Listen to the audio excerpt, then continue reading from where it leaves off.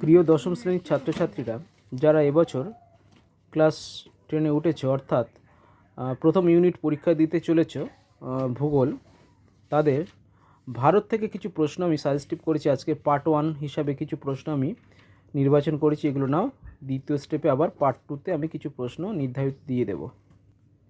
ভারত অধ্যায় থেকে কিছু যেগুলো প্রশ্ন আমি নির্বাচন করেছি সেগুলো আমি এখন আপলোড করছি, দেখতে থাকো। প্রতিটি প্রশ্ন আমি হয়তো মুখে বলবো না, তাতে হয়তো ভিডিওটা দীর্ঘায়িত হয়ে যাবে।